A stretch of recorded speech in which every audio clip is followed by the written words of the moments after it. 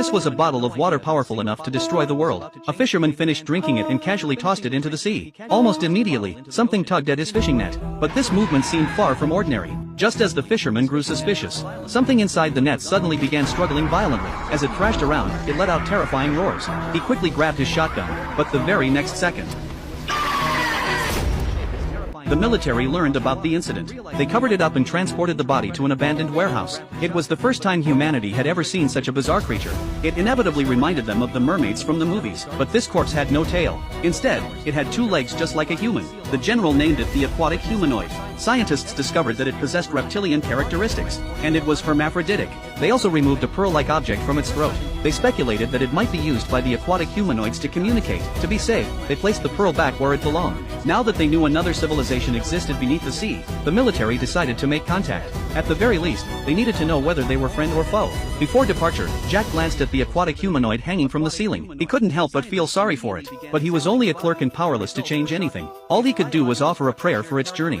What he didn't realize was that this small act of kindness would set in motion a life-or-death negotiation between the ocean and the land. By studying the aquatic humanoid's vocal organs, the military developed a translation system. They sent their message of negotiation into the sea.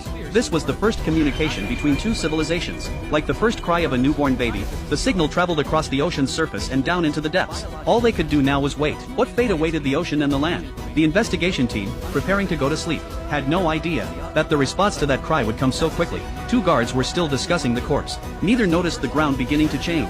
A man had just filled a cup with water and turned around. When he discovered the soil had become incredibly soft, water was also seeping through it. And it wasn't just where he was standing. The floor throughout the entire room began to move, like rolling ocean waves. Before either of them could understand what was happening, the woman suddenly sank into the ground. The man rushed over to help her. The entire room had become like a swamp. The woman kept sinking deeper and deeper. Her partner tried to pull her out, but he became trapped as well. The next second, a mysterious force dragged the woman into the water. The man immediately called for help.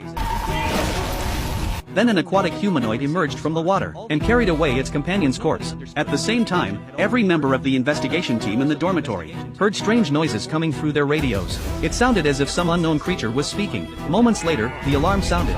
They quickly got dressed and grabbed their gear. Then they rushed to the place where the aquatic humanoid's body was being stored. But when they arrived, the floor had already returned to normal. It was as though none of it had ever happened. Soon, Jack noticed something strange. A steel pipe was embedded in the ground. When he picked it up, he realized it was actually a chair. The general radioed his 2 subordinates, only to discover that their voices were coming from beneath the ground.